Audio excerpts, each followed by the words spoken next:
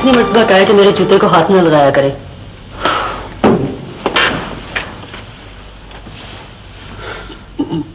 तुमसे कितनी मरतबा कहा है मुझे इस तरह से खौफजदा मत किया करो। बस इतना ही हौसला है? जी हाँ, इतना ही मिला है विरसे में। खाना खा लिया था। चाय पी ली। और ये गाउन इसी तरह से तशरीफ लाती हैं कॉलेज से जनाब अली? जी हाँ। आपको कोई एतराज है? जी नहीं, कोई एतराज नहीं, बल्कि हमारी तो ख्वाहिश है कि आप हर सुबह पहनकर ही गुस्ल फरमाया करें।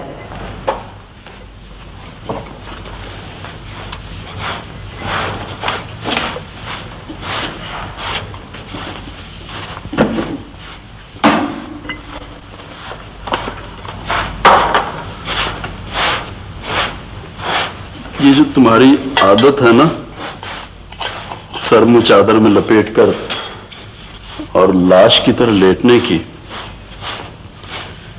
ये मुझे एक आंख नहीं भाती।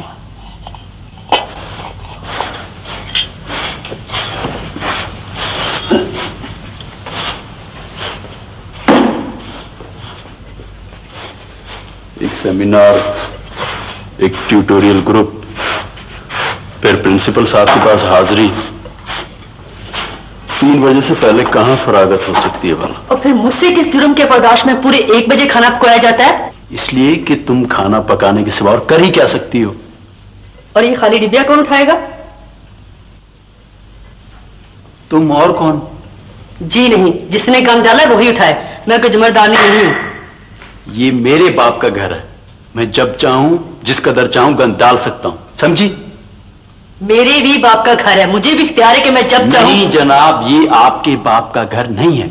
अगर मेरे बाप का घर नहीं तो किसी के बाप का घर नहीं।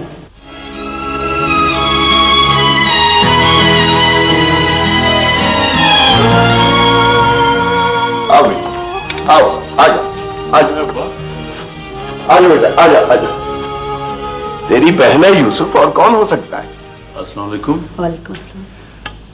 बहनों के लिए भाई उठकर नहीं खड़ा हुआ करते, ये तकल्लुफ गैरों में अच्छा लगता है। जा बेटी, आजा, बैठ जा यहाँ, शाबाश, बैठ बैठ।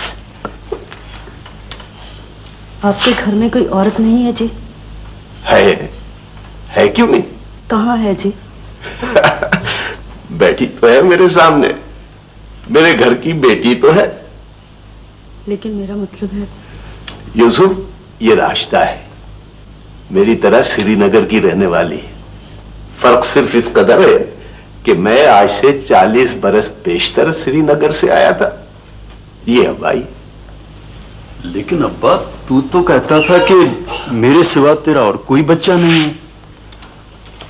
आप ठीक कहते हैं जी, मैं इनकी बेटी नहीं हूँ। मैं तो एक बेयारो मददगार, बेसहारा औरत हूँ जो अपने खामद की तलाश में वादी से यहाँ पहुंची। मेरा खामद डोगरे की कैद में था और फिर वहां से भी फरार हो गया। लोगों ने बताया कि वो आज़ाद कश्मीर पहुंच गया है। रात की तारीकी में जब मैं बॉर्डर क्रॉस करके आज़ाद कश्मीर पहुंची तो मुझे मालूम हुआ कि वो वहां भी नहीं पहुंचा। देखा तूने यूसुफ, मेरी श्रीनगर की निडर बच्चियां किस कदर बहादुर होती हैं। शाबाश शाबाश। आज़ाद कश्मीर के गांव पूरे 2 महीने तलाश करने के बाद पता चला कि वो पिंडी में है। कल से उसी की तलाश में हूँ। पिंडी में आपका कयाम कहाँ है? अरे अपने बाप के घर में, और कहाँ? बैठी तो है तेरे सामने। कल रात मैंने स्टेशन के मुसाफिर खाना में गुजारी और आज ये बन्नी के बस स्टॉप से मुझे यहाँ ले आए। आपको इस तरह अकेले रहते हुए डर नहीं लगता? अजनबी जगहों पे अकेले रहते रहते मैं इस बात की आदी हो गई हूँ। लेकिन खाने पीने और सफर के अखराजात कैसे पूरे होते हैं आपके? जब मैं श्रीनगर से चली थी तो मेरे पास काफी जेवर था। अब भी मेरे पास 200 रुपया और ये हाथ का एक कंगन है। दूसरे हाथ का कंगन हम बनवा देंगे अपनी बेटी को।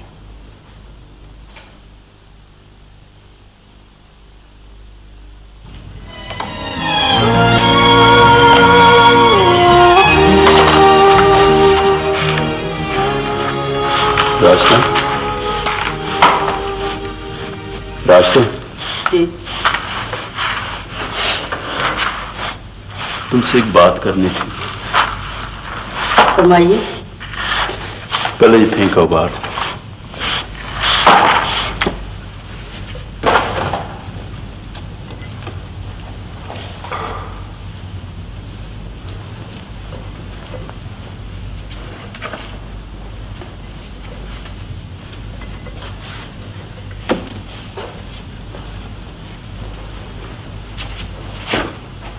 जी फरमाइए। तुमसे एक मशवरा करना था। फीस मशवरा 32 रुपए निकाली।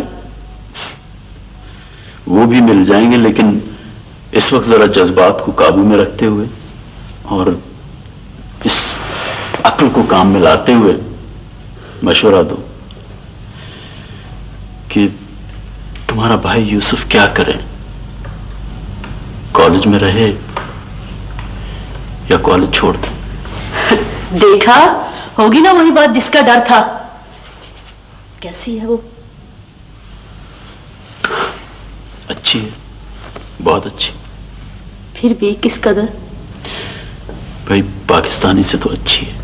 हाय मेरे अल्लाह, हम नहीं करेंगे अपने भैया की शादी किसी गैर मुल्की से। गैर मुल्की शादी?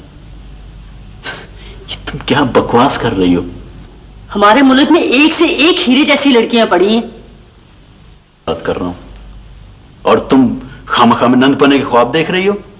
नौकरी किसकी?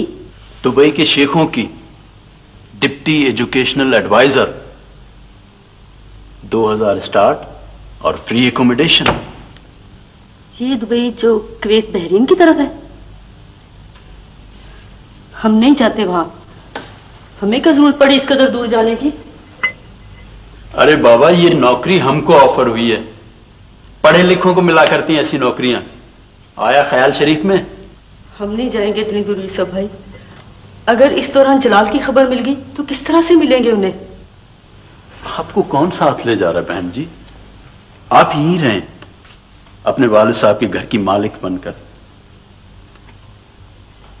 अपने खावंद साहब के इंतजार में। सारे घर की मालिक? बिल्कुल। लेकिन बेटी तो शायद 1/8 हिस्से की मालिक होती है। अच्छा बाबा, मैं बाकी के कमरों को ताला लगा जाऊंगा और 1/8वां हिस्सा आपके लिए खुला छोड़ जाऊंगा, बस। मैं तो 1/8 हिस्से की भी मालिक नहीं हो सकती। मैं कोई अब्बा की असल बेटी थोड़ी, मेरा और उनका कोई खूनी रिश्ता थोड़ी है तुम्हारी तरह से। और फिर मैं इस घर के किसी हिस्से की किस तरह से मालिक हो सकती हूँ?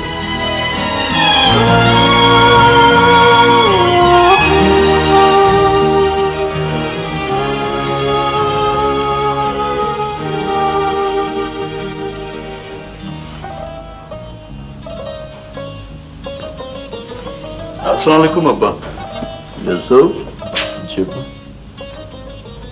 वो जो सैटेलाइट टाउन वाली कोठी मैंने तुझे दिखाई थी और जो तुझे बहुत पसंद थी, वो मैंने खरीद ली। सच अब्बा?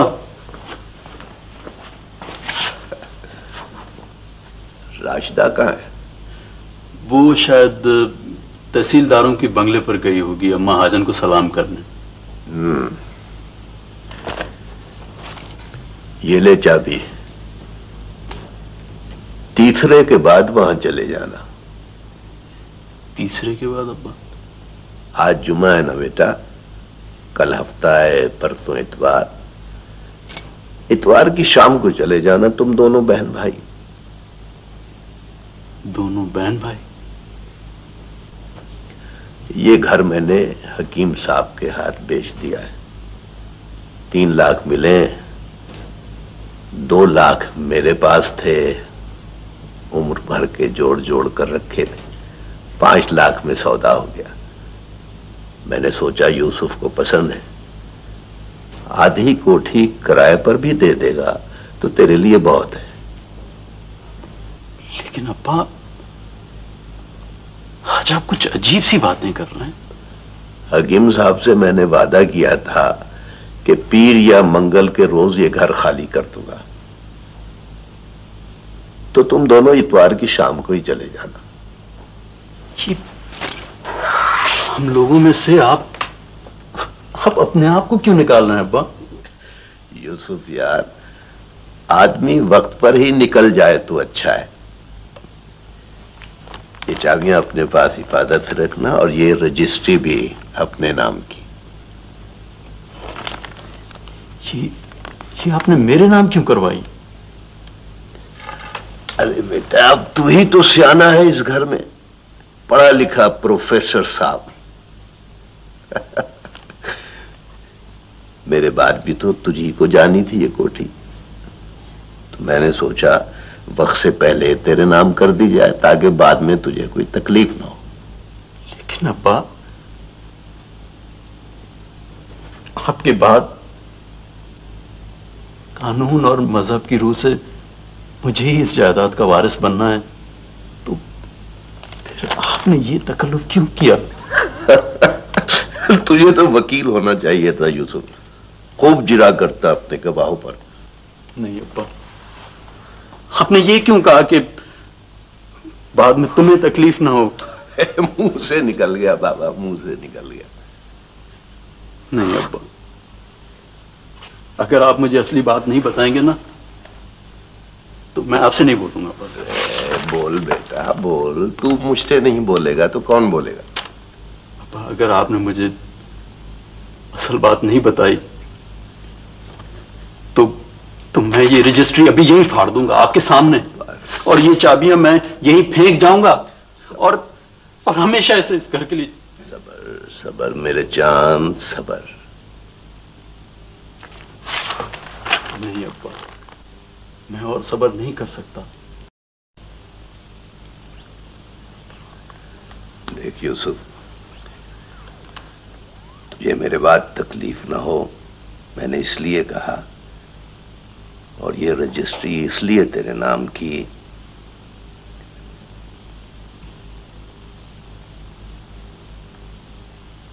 कि तू मेरा बेटा नहीं है।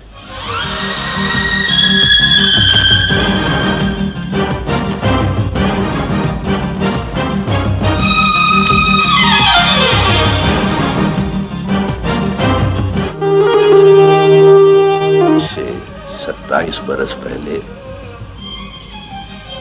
आधी रात को राजा बाजार के एक ठंडे तनूर के पहलू से मैंने तुझे उठाया था और अपने लंबे कोट के बटन खोलकर तुझे अपने सीने से लगा लिया था। तेरा नीम मुर्दा जिस्म सर्दी से पत्ते की तरह कांप रहा था। पिंडी को कोहरे ने अपनी लपेट में ले रखा था और मरी की पहाड़ियों पर बर्फ गिर रही थी। तू उस वक्त मुश्किल से बोल सकता, लेकिन मेरे गर्म जिस्म ने तेरे रगों में खून को हरकत दी और तूने मेरे कोट के गिरेबान से घुंघरू के बच्चे की तरह मुंह बाहर निकाल कर कहा, अब्बा। मैंने तेरे माथे पर अपना सर रख दिया। तेरे माथे पर मैले पसीने से गुंदे हुए आटे की और तनूर की जली हुई मिट्टी की खुशबू आ रही थी। उस दिन पहली बार मुझे अपने मुंह से आती हुई बू बहुत बुरी लगी। मैंने तेरे सर पर अपनी ठोरी रखकर कहा, आज से बाद तेरे अब्बा के मुंह से ये बू नहीं आएगी। यूसुफ बेटे, मेरे बाद तुझे तकलीफ न हो मैंने इसलिए कहा कि जमाना बड़ा बेमुरवत है बेटा, और इसीलिए ये रजिस्ट्री तेरे नाम कर दी। आपने ये बात आज तक मुझसे छुपाए रखी। वो इसलिए बेटा, ये हर बात का एक वक्त होता है और हर ऐलान का एक मकाम होता है। मेरे बाद राशिदा को कोई तकलीफ ना होने देना। राशिदा मेरी बेटी है कि मेरे श्रीनगर की बेटी है, और तू मेरा बेटा है कि तेरी रगों में मेहनत और शफकत का खून दौड़ रहा है। राशिदा को किसी कमी का एहसास न होने देना, चाहे इसमें तेरी जान ही क्यों ना चली जाए।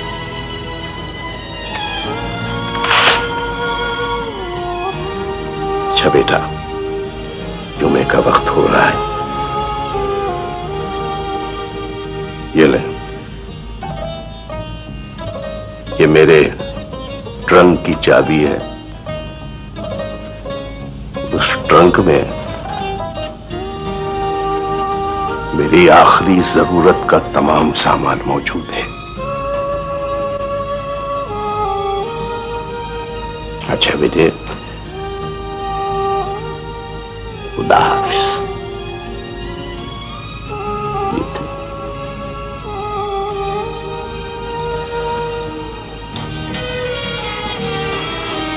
और जुमे की नमाज के बाद अगर कुछ लोग दौड़ते हुए तेरे दरवाजे पर आए और तुझे कोई खबर सुनाए तो घबराना नहीं, रोना भी नहीं, राशिदा को भी ना रोने देना कि ऐसा अज़ल से होता आया है। आना जाना जिंदगी का एक हिस्सा है।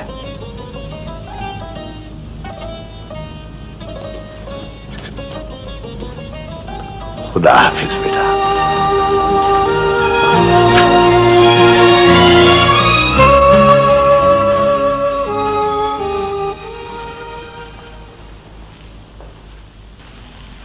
अल्लाहु Akbar,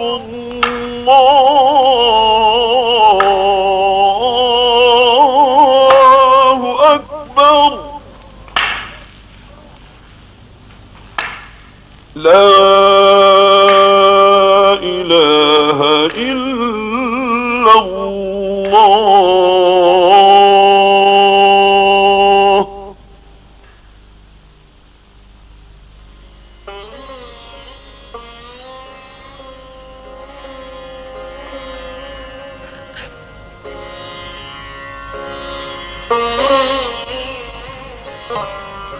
Sir, No, thank you. you're welcome. It's my duty. Rashida, मैं कल शाम दुबई जा रहा हूं। क्या कहा यूसुफ भाई आपने? मैं ये बात तुमसे घर पर भी कह सकता था, लेकिन मुझे डर था कि तुम कहीं फिर से वैसे ही जज्बाती ना हो जाओ जैसे अप्पा की मैयत मस्जिद से घर आने पर हो गई थी। ये आज आप कैसी बातें कर रहे हैं? मैंने उस मुलाजमत की हामी भर ली है और दुबई अपनी आमद की केबल भी भेज दी है। लेकिन ये फैसला आपने क्यों किया, कब किया और मुझसे? देखो राशिदा, जलाल एक जिद्दी और शकी इंसान है और मैं नहीं चाहता कि... किसने कहा आपसे जलाल ऐसे हैं? तुम्हारी बातों से मैंने अंदाजा लगाया। और उनके मुतल्लिक बात करने में मैं किस कदर मोहतात रही हूं। और फिर उसके वो 2 खत जो उसने तुम्हारा पता पाने के बाद तुम्हें लिखे हैं, मेरे अंदाजे की तस्दीक करते हैं। देखो, मैं नहीं चाहता कि मेरी वजह से तुम्हें कोई तकलीफ हो। ये आज आप कैसी बातें कर रहे हैं? मरने से पहले अब्बा ने मुझसे वादा लिया था कि मैं तुम्हें हमेशा खुश रखूंगा, तुम्हें कोई तकलीफ ना होने दूं। ये अजाला कर रहे हैं आप मेरी तकलीफ का? बेशक। जलाल बड़े जिद्दी हैं, बेहद शकी हैं और काफी हासद हैं, लेकिन इसका मतलब ये नहीं कि वो मेरे भाई के मुतालिक किसी किस्म की गलतफहमी में मुब्तला हो जाए। मैं उसका दूसरा खत भी पढ़ चुका हूं और मुझे अफसोस है कि मैंने वो तुम्हारे तकिए के नीचे से निकाला और तुम्हारी इजाजत के बगैर उसे पढ़ा। वो जब आपसे मिलेंगे तो उनका सारा शक दूर हो जाएगा। ये एक ऐसी सूरत हाल है रास्ता कि उसकी जगह अगर मैं होता तो भी शायद यही महसूस करता। लेकिन मैं उन्हें पिछले 5 साल के सारे वाकयात तफसील से लिख चुकी हूँ। लिखने से या कहने से या सफाई पेश करने से लोगों के शक दूर हो सकते तो ये जिंदगी बड़ी आसान और बहुत खुशगवार होती। और चाहे सर? No thank you. इसका मतलब ये हुआ कि आप यहाँ से फरार होके उन्हें और शक में मुब्तला करना चाहते हैं? पता नहीं क्या बात है रास्ता, मुझे यूं महसूस होता है कि अगर मैं यहाँ रहा तो तुम दोनों के बीच अलहदगी की एक दीवार बन जाऊंगा। यूसुफ भाई प्लीज। अजल से इंसान की फितरत ऐसी ही रही है रास्ता कि वो हमेशा बुराई के लिए मुतजस्सिस रहता है, कभी उसे अपनाने के लिए बेचैन, कभी उसे दूर करने के लिए बेकरार। आदमी कैसा भी नेक क्यों ना हो, उसकी तवज्जो हमेशा बुराई की तरफ मरकूज रहती है, कभी मुस्बत कभी मनफी। जलाल भी तो इंसान है। जलाल बहुत पढ़े लिखे आदमी है। पढ़ा लिखा आदमी तो और भी खदशात का मारा होता है। उसके जहन में शक का सपोलिया हर वक्त पीला पीला जहर उगलता रहता है। सियासत से लेकर मजहब तक उसे किसी बात में यकीन ही नहीं होता। ये लो। क्या है इन कागजात? ये हमारे बंगले के कागजात मैंने तुम्हारे नाम गिफ्ट कर दिए। मुझे इन कागजात की जरूरत नहीं। ये मेरा काम नहीं है, ये अब्बा मरहूम की वसीयत थी और अगर तुम उनकी रूह से बगावत करना चाहती हो तो शौक से फाड़ कर फेंक दो।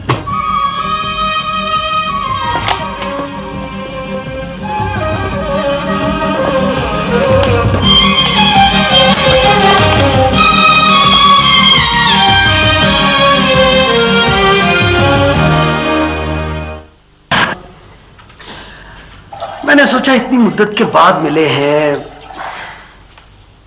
अगर बाहर चले गए तो ऐसा ना हो कि फिर से बिखर जाए। और यूसुफ भाई किस कदर जिद्दी निकले। मैंने लाख मिन्नत खुशामद की मगर चले ही गए। यूसुफ भाई, अब मेरा ख्याल है कि उसने अच्छा ही किया वो चला गया। मैंने कहा कि जलाल से तो मिलके जाइएगा मगर माने ही नहीं। वो बड़ा ज़हीन नौजवान है। मैंने कहा कि जलाल आपसे मिलके बहुत खुश होंगे।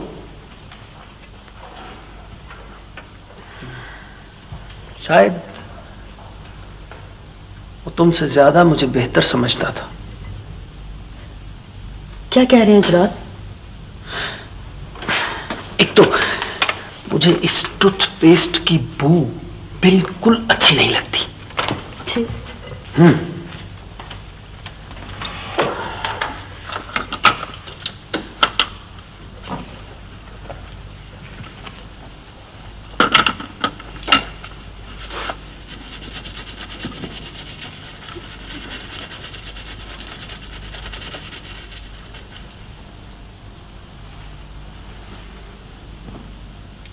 वो तुम्हारा बाप, मुंह बोला बाप, वो भी इसी आने में अपनी सूरत देखा करता था। वो तुम्हारा मुंह बोला बाप भी इसी आने में अपनी सूरत देखा करता था। अब्बा तो इस घर में आए ही नहीं। उन्होंने ये बंगला खरीदा जरूर मगर रहना नसीब ना हुआ।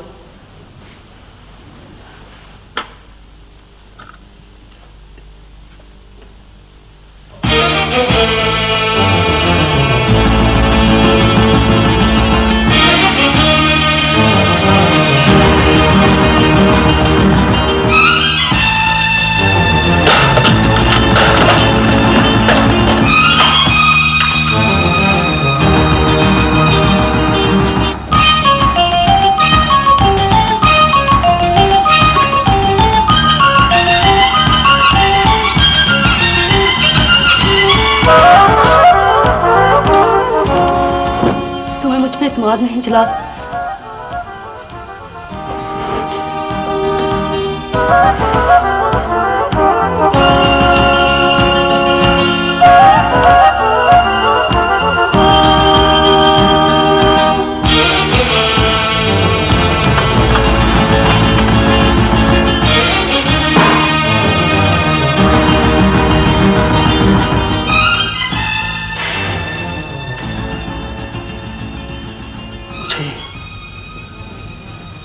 शख्स पर एतमाद है सिपाही अपनी जात की। तुम नहीं जानती रास्ता, जब इंसान कम एतमादी का शिकार हो जाता है ना, तो उसे हर शख्स चोर, बेईमान,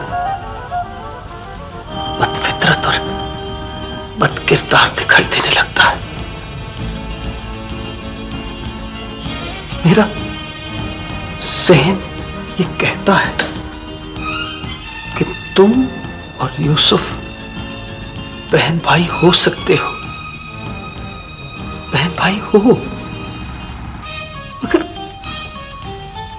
दिल नहीं मानता। दिल कहता है कि ऐसा नहीं हो सकता, ऐसा नहीं है।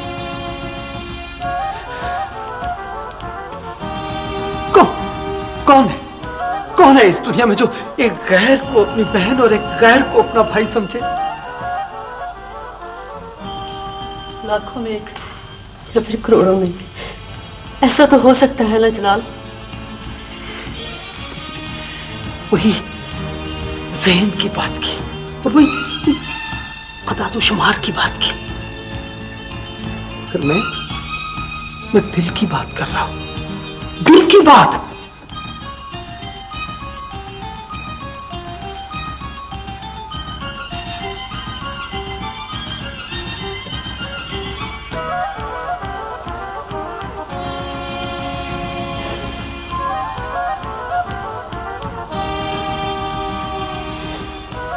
मैं भी क्या बदनसीब औरत हूं।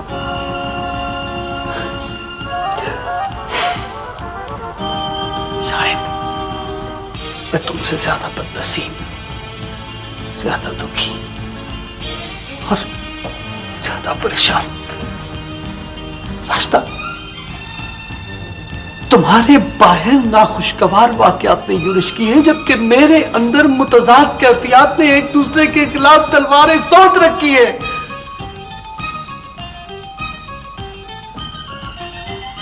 तुम्हें मुझ पर यकीन नहीं जलाल?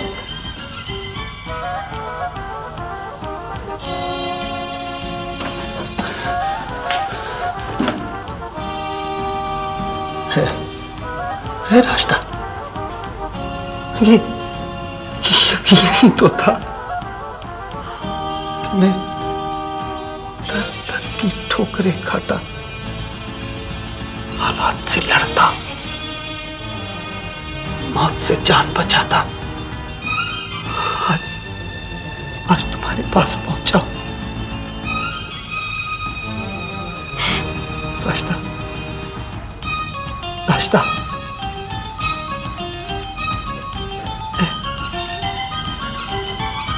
तुमसे माफी मांग।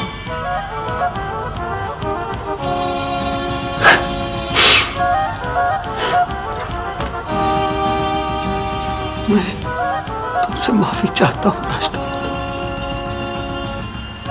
मैंने तुम्हारा दिल दुखा, तुम्हें तकलीफ दी। जलाल,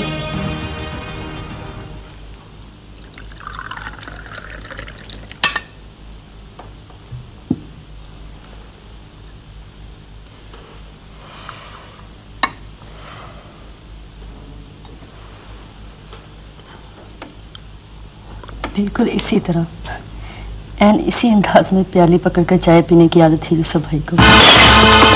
क्या हो गया? लेके गया आपने? मैं थोड़ी लिख रहा हूं।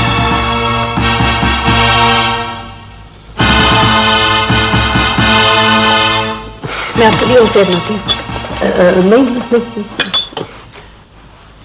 तुम पियो पियो पियो पियो।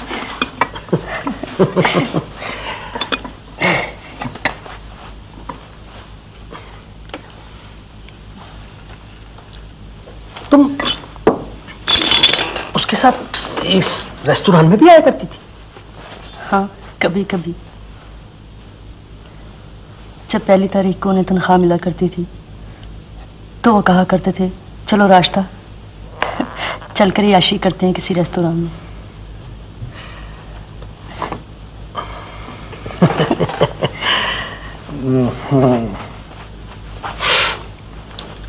और इसी तरह तुम उसके लिए चाय बनाया करती होगी और वो तो बहुत सारी अच्छी अच्छी चीजों का ऑर्डर दिया करता होगा तुम्हारे लिए। अच्छा, फिर चाय पी चुकने के बाद हम अक्सर इकट्ठे फिल्म देखा करते थे, आखिरी शो।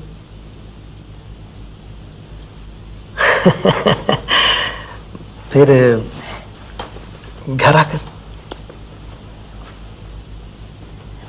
मैं यूसुफ भाई के कपड़े इस्त्री किया करती थी और वो अपने कमरे में जाकर सो रहते थे।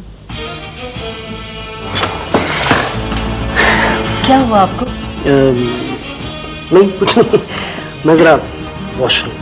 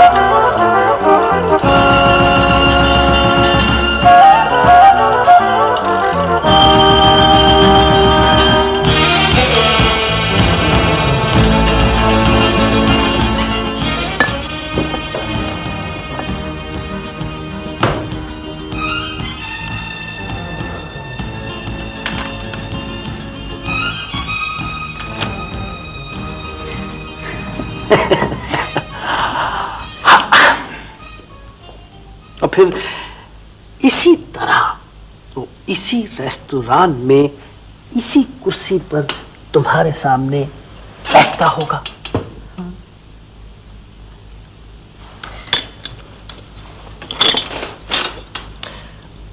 और फिर तुम्हारा पर्स इसी तरह मेज पर रखा रहता होगा।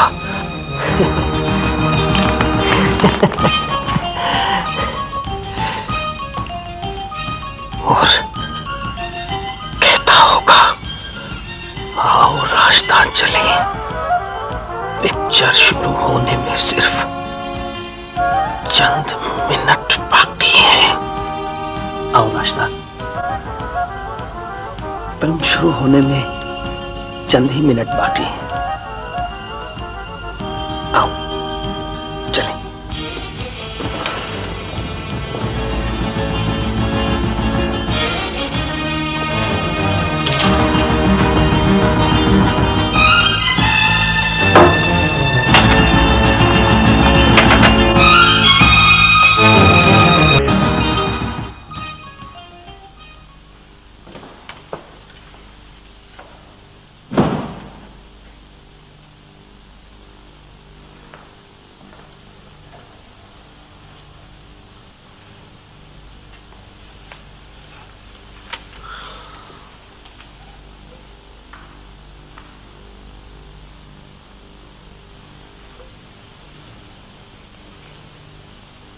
क्या बात है जलाल?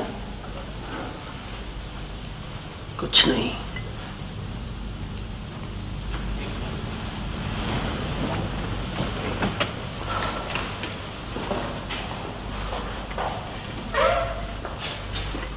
हमारी शादी के 2 माह बाद याद है एक मर्तबा इसी तरह मैं शिकारे में मुंह सर लपेट कर लेट गई थी और तुम चीख मार के मुझसे लिपट गए थे। याद है।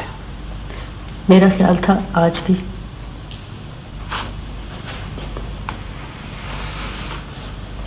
मैं आज भी उसी तरह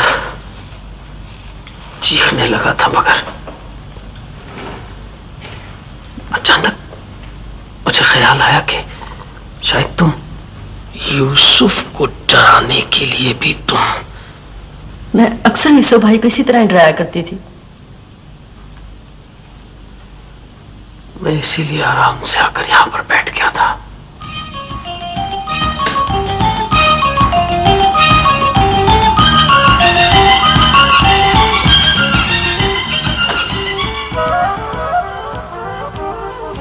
हमारे दरमियान का जहन्नम किस तरह से ठंडा होगा जलाल?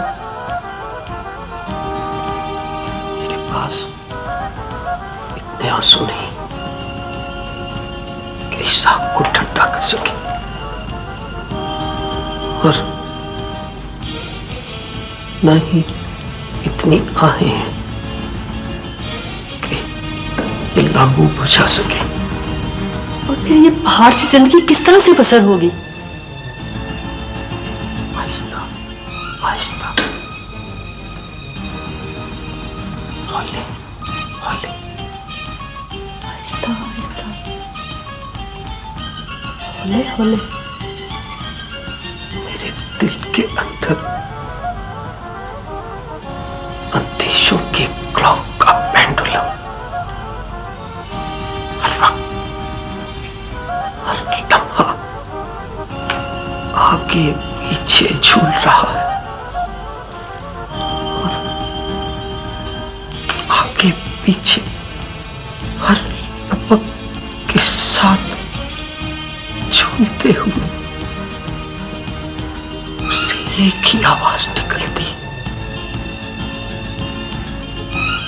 कि यूसुफ, तुम्हें एक भाई की तरह प्यार करता था और एक मर्द की तरह चाहता था। जलाल, मैं इस लपक से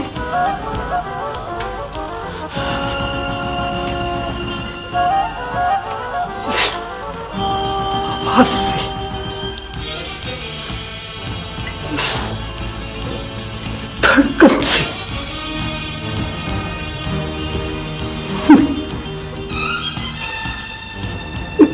कहां भाग जाऊं रास्ता? कहीं नहीं भाग सकते जलाल, कभी नहीं भाग सकते। मुझे मालूम है इसके पीछे किसका हाथ है।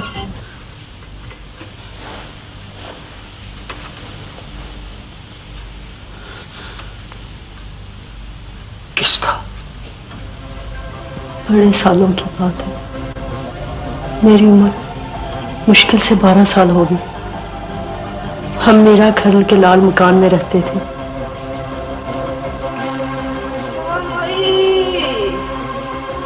दादनिया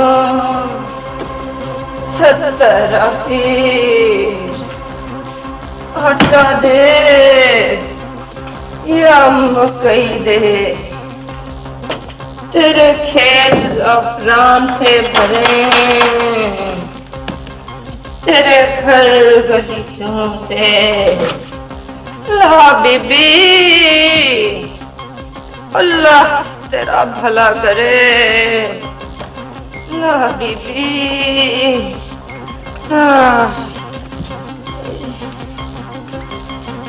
आटा दूं मैं? हाँ ना बच्चा ला। ढल ढल।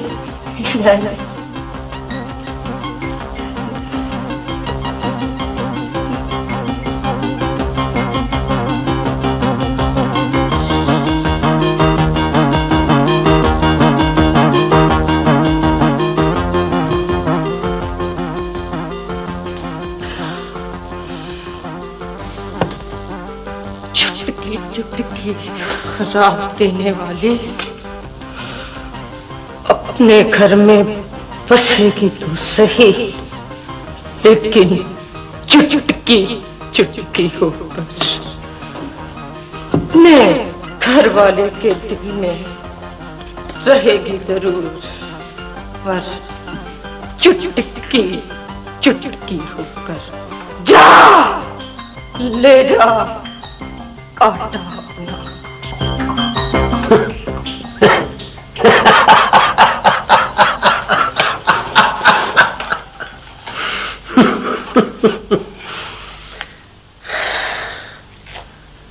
उस बद्दुआ का हमारी जिंदगी से कोई ताल्लुक नहीं,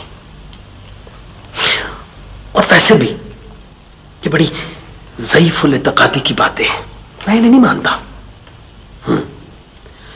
मैं सिर्फ अपने दिल की आवाज का पैरो हूं। तुम्हारे दिल की आवाज क्या कहती है जलाल?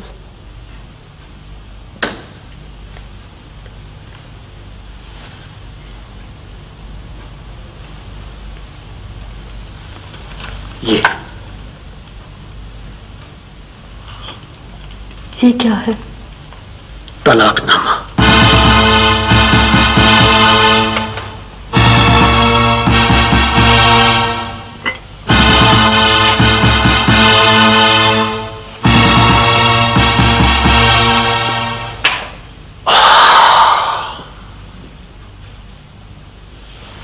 मैं कहाँ जाऊं जलाल?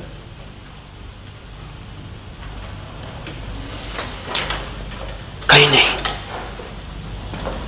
यहीं इसी घर में। किसके साथ? मेरे साथ।